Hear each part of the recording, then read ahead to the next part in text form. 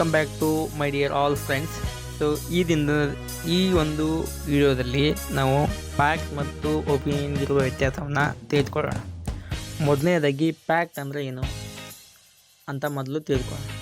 Fact ಅಂದರೆ ಇದು ಸಾರ್ವತ್ರಿಕ ಸತ್ಯ ಅದಲ್ವಾ. ಫಾರ್ ಎಕ್ಸಾಂಪಲ್ ಒಂದು ಸಣ್ಣ ಸ್ಟೋರಿ ಮೂಲಕ ಸ್ಟಾರ್ಟ್ ಮಾಡೋಣ. ಫ್ಯಾಕ್ಟ್ಗೂ ಮತ್ತು ಸೊ ಯಾರಾದರೂ ಬಂದು ಈ ಒಂದು ಸೈನ್ಸ್ ಕೋರ್ಸ್ ಮಾಡಿದರೆ ನೀವು 100% ಸಕ್ಸಸ್ ಆಗ್ತೀರಾ ಅಂತ ನೀವು ಕೇಳಿ ಹೇಳ್ತೀರಲ್ವ. ಹಾಗೆ ಪ್ರೊಫೆಷ್ನಲ್ ಮಾತ್ರ ಐಫೋನ್ನ ಬಳಸ್ತಾರೆ ಮತ್ತು ಬಿಸ್ನೆಸ್ ಮಾಡೋದ್ರ ಮೂಲಕ ನೀವು ಅದರಲ್ಲಿ ಲಾಸ್ ಆಗ್ತೀರಾ. ಸೊ ಬಿಸ್ನೆಸ್ಸಲ್ಲಿ ನಿಮಗೆ ಲಾಸ್ ಆಗ್ತದೆ. ಸೊ ಇವೆಲ್ಲ ನೀವು ಕೇಳಿದ ತಕ್ಷಣ ಇವನ್ನ ನೀವು ಸಡನ್ನಾಗಿ ನಂಬ್ತೀರಾ ಅಥವಾ ನೀವೇನಾದರೂ ಪ್ರಶ್ನೆ ಕೇಳ್ತೀರಾ? ಸೊ ನಮ್ಮ ಜೀವನದ ದೊಡ್ಡ ಸಮಸ್ಯೆ ಏನಂದರೆ ನಾವು ಸತ್ಯಕ್ಕಿಂತ ಜನರ ಅಭಿಪ್ರಾಯದ ಮೇಲೆ ಹೆಚ್ಚು ಡಿಪೆಂಡ್ ಆಗಿರ್ತೀವಿ. ಅದೇ ಒಂದು ಅವ್ರ ಅಭಿಪ್ರಾಯಗಳ ಬೇಸಸ್ ಮೇಲೆ ನಾವು ಅದೆಷ್ಟೋ ನಮ್ಮ ಕರಿಯರ್ನ ಚೂಸ್ ಮಾಡ್ತೀವಿ. ಸೊ ತಪ್ಪು ಇನ್ವೆಸ್ಟ್ಮೆಂಟ್ ಮಾಡೋದಾಗಲಿ ಅಥವಾ ತಪ್ಪು ಜನರನ್ನ ಫಾಲೋ ಮಾಡೋದಾಗಲಿ ಅಥವಾ ಯಾವುದೇ ಒಂದು ತಪ್ಪು ನಿರ್ಧಾರವನ್ನು ತೆಗೆದುಕೊಳ್ಳೋದ್ರಲ್ಲಿ ನಮಗೆ 90% ಕಾಂಟ್ರಿಬ್ಯೂಷನ್ ಯಾರ್ದಿದೆ? ಜನರ ಅಭಿಪ್ರಾಯದಾಗಿರ್ತದೆ. ಸೊ ಆ ಒಂದು ಕಾರಣಕ್ಕಾಗಿ ಇಂದು ನಾವು ಫ್ಯಾಕ್ಟ್ ಮತ್ತು ಒಪಿನಿಯನ್ಗೆ ಇರುವ ಒಂದು ಸಣ್ಣ ವ್ಯತ್ಯಾಸವನ್ನು ತಿಳಿದುಕೊಳ್ಳೋಣ. ಫ್ಯಾಕ್ಟ್ ಅಂದರೆ ಏನು? ಸೊ ಇದು ಯಾಕೆ, ಸೊ ಫಾರ್ ಎಕ್ಸಾಂಪಲ್ ಇದು ಯಾಕೆ ಎಷ್ಟು ಇಂಪಾರ್ಟೆಂಟ್? ಫ್ಯಾಕ್ಟ್ನ ಮತ್ತು ಒಪಿನಿಯನ್ ಬಗ್ಗೆ ತಿಳಿದುಕೊಳ್ಳೋಕ್ಕೆ ಯಾಕೆ ಇಂಪಾರ್ಟೆಂಟ್? ಫಾರ್ ಎಕ್ಸಾಂಪಲ್ ನಾವು ದಿನದಲ್ಲಿ ಅದೆಷ್ಟೋ ವಿಷಯಗಳನ್ನು ಬೇರೆಯವರಿಂದ ನೋಡ್ತೀವಿ, ಸಂಗ್ರಹಿಸ್ತೀವಿ. ಎಕ್ಸಾಂಪಲ್ ಆಗಿ ಯೂಟ್ಯೂಬ್ ಆಗಿರಲಿ, ಫಾರ್ ಎಕ್ಸಾಂಪಲ್ ಯೂಟ್ಯೂಬ್ ಅಥವಾ ಇನ್ಸ್ಟಾಗ್ರಾಮ್ ಅಥವಾ WhatsApp, news, friends, teacher, relatives. So ಇವರಿಂದ ಎಲ್ಲ ನಾವು ದಿನಕ್ಕೆ ಮಿನಿಮಮ್ ಅಂದರೂ ಸಾವಿರಾರು ಮಾತಿಗಳನ್ನು ಸಂಗ್ರಹ ಪಡಿತೀವಲ್ವ. ಸೊ ಆದರೆ ಅವೆಲ್ಲ ಸತ್ಯವಾಗಿರ್ತಾವೆ ಅಂತ ನೀವು ತಿಳ್ಕೊಂಡಿರ್ತೀರಾ? ಸೊ ಅದರಲ್ಲಿ ಅದೆಷ್ಟೋ ವಿಷಯಗಳು ಅವರವರ ಅಭಿಪ್ರಾಯಕ್ಕೆ ತಕ್ಕಂತೆ ಅವರು ಮಾತಾಡ್ತಾರೆ. ಸೊ ಇಲ್ಲಿ ಸಮಸ್ಯೆ ಶುರುವಾಗುತ್ತೆ. ಯೋಚನೆ ಮಾಡಿ, ಒಬ್ಬ ಹೇಳಿದ, ಫಾರ್ ಎಕ್ಸಾಂಪಲ್ ನೀವು ಯೋಚನೆ ಮಾಡಿ, ಒಬ್ಬ ಯಾರೋ ನಿಮಗೆ ಹೇಳ್ತಾರೆ ಈ ಬಿಸ್ನೆಸ್ ಮಾಡಬೇಡ, ಇದರಲ್ಲಿ ಏನಿಗೆ ಲಾಸ್ ಆಗ್ತದೆ ಅಂತ. ಸೊ ಅದೇ ಬಿಸ್ನೆಸ್ನ ಮತ್ತೊಬ್ಬ ಮಾಡಿ ಆ ಒಂದು ಬಿಸ್ನೆಸ್ಸಲ್ಲಿ ಅವನು ಉನ್ನತಿ ಕಂಡ್ರೆ ನಿಮ್ಗೆ ಹೇಗೆ ಆಗಬೇಡ, ಹೌದಲ್ವಾ?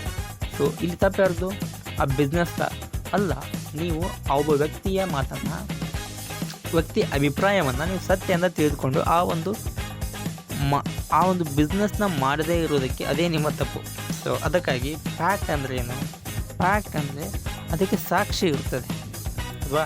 ಮತ್ತು ಅದನ್ನು ಯಾರು ಪರೀಕ್ಷೆ ಮಾಡಿದರೂ ಅದೇ ಫಲಿತಾಂಶ ಇರ್ತದೆ. ಈಗ ನಾನು ಪರೀಕ್ಷೆ ಮಾಡಿದರೂ ಅದೇ ಫಲಿತಾಂಶ ಮತ್ತು ನೀವು ಬೇರೆ ಯಾರಾದರೂ ಬಂದು ಸರಿ ಮಾಡಿದರೂ ಅದೇ ಫಲಿತಾಂಶ. ಫಾರ್ ಎಕ್ಸಾಂಪಲ್ ಇಲ್ಲಿ ಹೇಳೋದಾದರೆ, ಈಗ 2 + 2 ಇದೆಷ್ಟು? 4. ಈಗ ನಾನು ಮಾಡಿದರೂ ಇದೇ ಆನ್ಸರ್ ಬರ್ತದೆ ಮತ್ತು ನೀವು ಬೇರೆ ಯಾರು ಬಂದು ಮಾಡಿದರೂ ಇದೇ ಆನ್ಸರ್ ಇರ್ತದೆ. ಇದನ್ನು ನಾವು ಫ್ಯಾಕ್ಟ್ ಅಂತ ಕರಿತೀವಿ. ಭೂಮಿ ಸೂರ್ಯನ ಸುತ್ತ ತಿರುಗುತ್ತದೆ, ನೀರು 100 ಡಿಗ್ರಿ ಸೆಲ್ಸಿಯಸ್ನಲ್ಲಿ ಕುದಿಯುತ್ತದೆ, ಭಾರತ ಏಷ್ಯಾ ಖಂಡದಲ್ಲಿ, ಇವೆಲ್ಲ ಫ್ಯಾಕ್ಟ್. ಹಾಗೆ ಇಲ್ಲಿ ಬಂದು ಫ್ಯಾಕ್ಟ್ ಯಾವುದೇ ಒಂದು ಸಮಯದಲ್ಲಿ ಬದಲಾವಣೆ ಆಗೋದಿಲ್ಲ. ಯಾಕೆಂದರೆ ಹಾಗೆ ಇದಕ್ಕೆ ನಿಮ್ಮ ಒಪಿನಿಯನ್ ಕೂಡ ಇದಕ್ಕೆ ಬೇಕಾಗಿರೋದಿಲ್ಲ, ಅದಲ್ವಾ. ಈಗ ಒಪಿನಿಯನ್ ಅಂದರೆ ಏನಂತ, ಈ ಒಪಿನಿಯನ್ನು ಒಬ್ಬ ವ್ಯಕ್ತಿಯ ಅನುಭವ ಅಥವಾ ಅವನ ನಂಬಿಕೆ ಮತ್ತು ಅವನ ಇಷ್ಟ ಮತ್ತು ಅವನ ದೃಷ್ಟಿಕೋನದಿಂದ ಉಂಟಾಗ್ತದೆ. ಫಾರ್ ಎಕ್ಸಾಂಪಲ್ ನನಗೆ ಚಹಾ ಇಷ್ಟ ಇದ್ದರೆ ನಾನು ಹೇಳೋದು ಚಹಾ ಕಾಫಿಗಿಂತ ಚೆನ್ನಾಗಿದೆ ಅಂತ. ಹೇಗೆ ನನಗೆ ಚಹಾ ಅಷ್ಟು ಇಷ್ಟವಿರುತ್ತದೆ.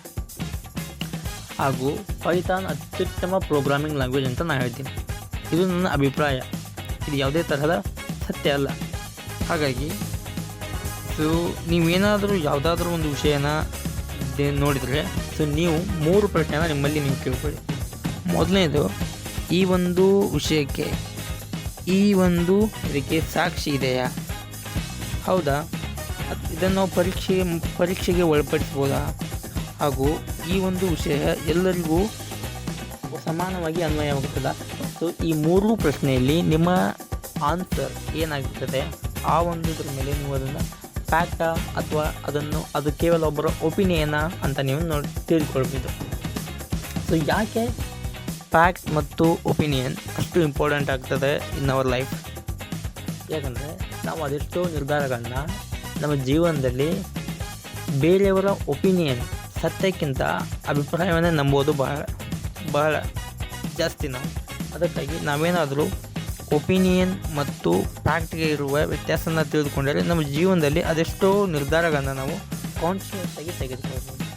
ಈ ಒಂದು ಕಾರಣಕ್ಕೆ ನೀವು ಸಹ ಫ್ಯಾಕ್ಟ್ ಮತ್ತು ಒಪಿನಿಯನ್ ಈ ಎರಡನ್ನು ಆದಷ್ಟು ಬೇಗ ತಿಳಿದುಕೊಳ್ಳಿ. ಸೊ ಬಾಯ್ ಬಾಯ್, ಮುಂದಿನ ವಿಡಿಯೋದಲ್ಲಿ ಸಿಗೋಣ.